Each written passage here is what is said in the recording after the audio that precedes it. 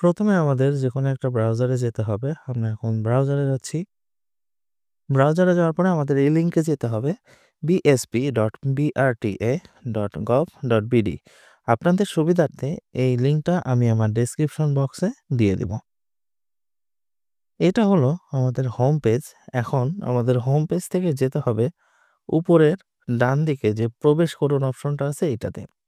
এইখানে এখন আপনার ইউজার নেম আর পাসওয়ার্ড দিতে হবে। কিভাবে অ্যাকাউন্ট খুলতে হয় এটা কিন্তু এর আগে আমি ভিডিওতে দিয়েছি। তো আমি এখন ইনফরমেশন দিয়ে লগইন করলাম। এটা হলো হোম পেজ। এখন আপনাকে মোটরসাইকেলের লাইসেন্স করার জন্য আপনাদের বাম দিকে দেখুন লেখা আছে মোটরযান সংক্রান্ত, এখানে ক্লিক করতে হবে। আমি এখন এটাতে ক্লিক করে দিচ্ছি। ক্লিক করার পরে একটু নিচের দিকে আসবেন, দেখবেন মোটরযান নিবন্ধনের জন্য আবেদন। এই অপশনটাতে সিলেক্ট করতে হবে। এইটা করার পর এরকম একটা তথ্য আসবে। এই ক্ষেত্রে আপনাদের উপরে যে নতুন রেজিস্ট্রেশন নিবন্ধন আছে, মানে নতুন মোটরযান, এটা ক্লিক করলাম। এখানে আপনাদের কিছু তথ্য দিতে হবে। গাড়ির নতুন রেজিস্ট্রেশন, এই ক্ষেত্রে আমাদের প্রথম যে আছে সেটা হলো মোটরযানের ধরন। এখানে আমাদের সিলেক্ট করে দিতে হবে কি ধরনের মোটরযান, মোটর মোটর বাইক বা মোটরসাইকেল এইটা। এই অপশনটা যখন সিলেক্ট করবেন তারপরে মোটরযানের শ্রেণী এইটা সিলেক্ট করে দিতে হবে। এটা আমি এখন সিলেক্ট করে দিব। আপনার কত সিসি এটার উপর ডিপেন্ড করতে হবে। সেটা হচ্ছে আমি আমার সিসিটা সিলেক্ট করে দিলাম। এখন বৈদ্যুতিক মোটরযান এটা না দিয়ে দিবেন। আর সিসি আপনার গাড়ির যে সিসি সেটা দিয়ে দিবেন। আমার সিসিটা আমি লিখে দিচ্ছি। এরপর চেসিস নাম্বারটা দিয়ে দিবেন। আর এরপরে ইঞ্জিন নাম্বারটা দিতে হবে। চেসিস নাম্বারটা আমি দিয়ে দিলাম। দেওয়ার পরে ইঞ্জিন নাম্বারটাও অটোমেটিক এখানে চলে আসলো। প্রস্তুতকারক দেশ, গাড়িটা কোন দেশের সেটা আপনাকে সিলেক্ট করে দিতে হবে। আমি সেটা সিলেক্ট করে দিচ্ছি। সিলেক্ট করার পর প্রস্তুতকারকের নাম, এইখানে আপনার প্রস্তুতকারকের যে নাম সেটা আপনাকে দিয়ে দিবেন, হোন্ডা, প্রাইভেট, যেটাই হোক। উৎপাদন বছর, এটা কত সালে উৎপন্ন হয়েছে সেই বছরটা এখানে দিতে হবে। আমি সেটা দিয়ে দিচ্ছি। দেওয়ার পরে কালার, কেবিন অথবা বডি, মানে বডির কালার কি এটা আপনাকে সিলেক্ট করে দিতে হবে। আমি সেটা দিয়ে দিচ্ছি। তারপরে সিবিইউ, এসকেডি বা সিকেডি এই নাম্বারটা দিতে হবে। এই নাম্বারটা পাওয়ার জন্য আপনার গাড়ির কাগজে যে বিল অফ পেপার থাকে ওইটাতে আপনার দেওয়া আছে যে এটা কোন ধরনের মডেল বা কি। এখান থেকে আপনাকে ইনফরমেশনটা নিয়ে এখানে সিলেক্ট করে দিতে হবে। এটা আমি দিয়ে দিলাম সিকেডি। এরপর এখানে মাইলেজ কত এটা আপনাকে দিতে হবে। এটা যদি আপনার না জানা থাকে তাহলে কোনো ব্যাপার না, আর যদি জানা থাকে সেটা দিয়ে দিবেন। তো আমি এখন আমার গাড়ির মাইলেজটা দেখার জন্য গুগলে সার্চ দিব Honda Livo 110 CC bike mileage. এখানে যে মাইলেজ অপশনটা আসবে সেটা আমি সিলেক্ট করে দিব। দেখুন এখানে তথ্যটা দেওয়া আছে 60 কিলোমিটার পার লিটার। তাহলে এই তথ্যটা আমি ওখানে দিয়ে দিব। আমি এখানে দিয়ে দিলাম। এরপর আপনাকে দিতে হবে খালি গাড়ির ওজন। খালি গাড়ির ওজন কত, এটা 113, এটা আপনার গাড়ি কাগজে দেওয়া থাকে। সর্বোচ্চ ভারবহন ক্ষমতা এখানে 250 দিয়ে দিবেন। এরপর ভাড়ায় চালিত কিনা এটা অবশ্যই নো দিয়ে দিবেন। হায়ার পারচেজ এটাও নো থাকবে। তারপরে আসন্ন সংখ্যা, মানে আসন সংখ্যা সরি, এখানে 2 জন দিয়ে দিবেন। ব্যবহৃত জ্বালানি কিসের মাধ্যমে চলবে সেটা আপনি এখানে দিয়ে দিবেন। আমি পেট্রোল সিলেক্ট করে দিলাম। এরপরে গাড়ির দাম, গাড়ির দামটা আপনার গাড়ি কাগজে যত লেখা থাকবে ওইটাই এখানে দিতে হবে। এরপর রোড ট্যাক্স কিস্তি, এটা নিয়ে আমি পরে আবার আসব। এখন মোটরযানের ব্র্যান্ড, এই ক্ষেত্রে একটা বিষয় আছে। মোটরযানের ব্র্যান্ড যেটা সেটা এবং এই তথ্যগুলো আপনি কিন্তু না দিলেও হবে। আপনাকে এটা মনে রাখতে হবে যে এইখানে যে স্টার মার্ক দেওয়া আছে এই তথ্যগুলো আপনাকে 100% পূরণ করতেই হবে। আর এই যেগুলোতে স্টার মার্ক দেওয়া নাই সেটা হচ্ছে অপশনাল। আপনি যদি মনে করেন এই তথ্যগুলো আপনি দিবেন তাহলে দিবেন, আর যদি মনে করেন এই তথ্যগুলো দিবেন না তাহলে আপনি নাও দিতে পারেন। কিন্তু আমার কাছে তথ্যগুলো আছে তাই আমি এইগুলা ফিল আপ করে দিচ্ছি। আমি মডেলটা সিলেক্ট করে দিচ্ছি। এরপর সিলিন্ডার সংখ্যা সেটাও আমি দিয়ে দিচ্ছি। সর্বোচ্চ আরপিএম, আপনার গাড়ির যে আরপিএম নাম্বার এটা না জানলে গুগল থেকে নিয়ে নিবেন। আমি যেমন নিয়ে নিচ্ছি ৭৫০০, এটা আমি এখানে দিয়ে দিব। এরপর হুইল বেস, এটা আপনি দিয়ে দিবেন। অশ্ব সেটাও আপনি দিয়ে দিবেন। মানে আমার কাছে যে তথ্যগুলো আছে এই গাড়ি সম্বলিত, আমি সেই তথ্যগুলো দিয়ে দিচ্ছি। এগুলা আগেও বলেছি অপশনাল, এখনো বলছি অপশনাল। আপনার যদি ইচ্ছা হয় তাহলে দিবেন, আর ইচ্ছা যদি না হয় তাহলে দিবেন না। এরপর গাড়ির বিস্তারিত তথ্য, টায়ারের সাইজ যেটা সেটা আপনাকে এখানে দিতে হবে। আমি দিয়ে দিলাম। টায়ার সংখ্যা সেটা দিলাম, এক্সেল এর সংখ্যা। এরপর সংরক্ষণ করুন, এখানে ক্লিক করতে হবে যদি সব তথ্যগুলো ঠিক থাকে। সংরক্ষণ করার আগে আপনারা কিন্তু অবশ্যই তথ্যগুলো মিলিয়ে নিবেন। তারপরে এখানে চলে আসলো পরের পেজ, মানে পরের যে ফর্ম সেটা দেখুন এখানে লেখা আছে আপনার recall information has been successfully. এখন আমি নিচের দিকে আসব।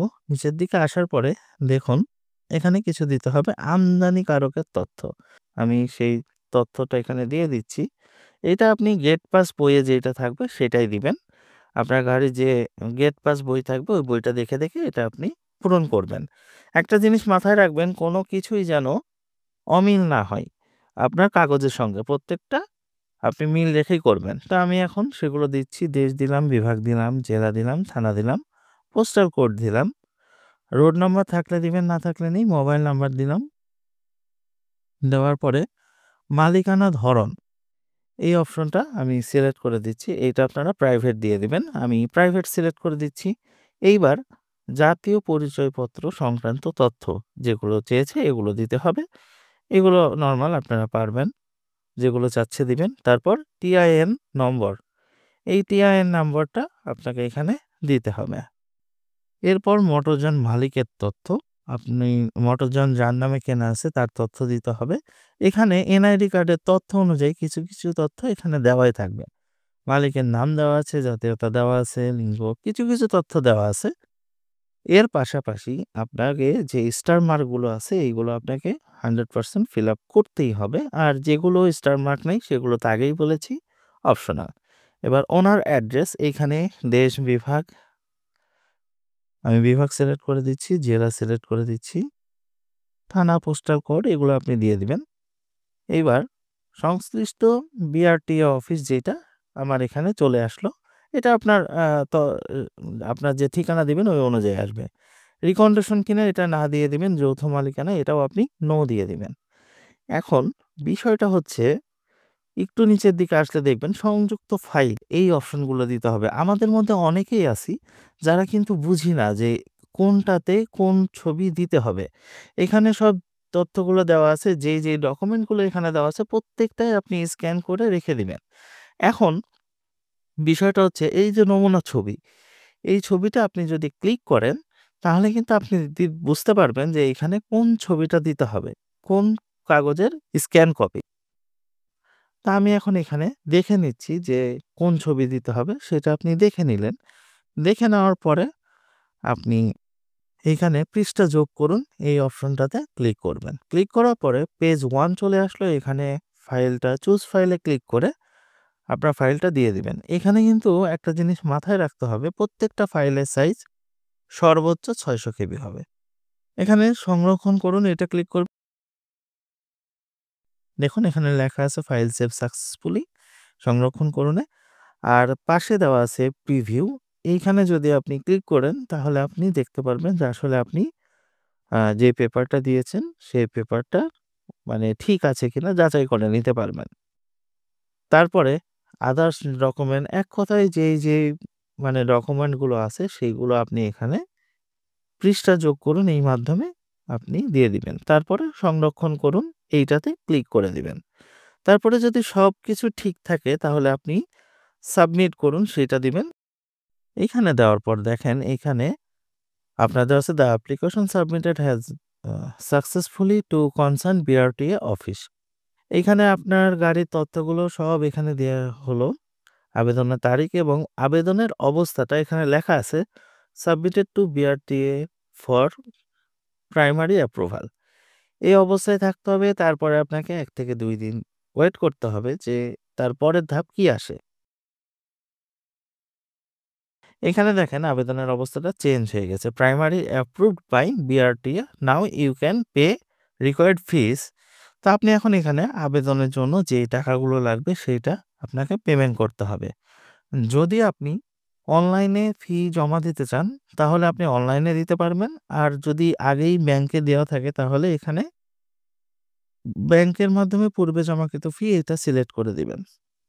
তো এইখানে যদি আপনি ব্যাংকের মাধ্যমে দিতে চান রোড ট্যাক্স কিস্তি, এইটা নিয়ে আমি আগেই বলেছিলাম, এখানে আমি আবার চলে আসবো। এখানে আপনাকে ইয়েস দিতে হবে যদি আপনি আগে ব্যাংকে দিয়ে থাকেন টাকা।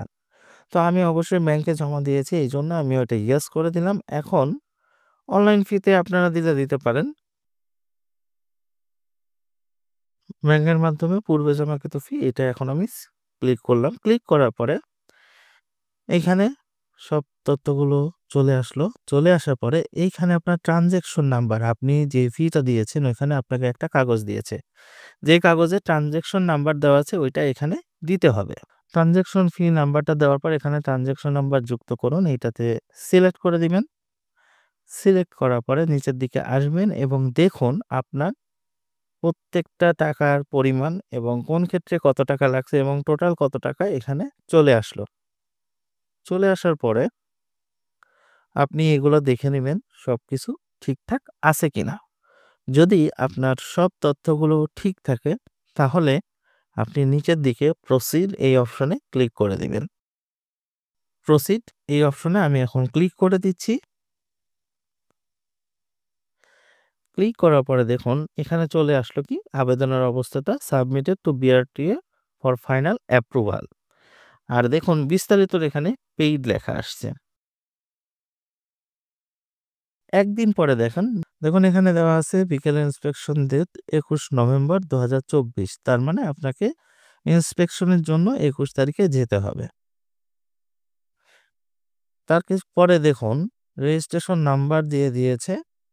আপনার গাড়ির যে নাম্বার প্লেটের যে নাম্বারটা থাকবে ওইটা অলরেডি আপনাকে দিয়ে দিয়েছে।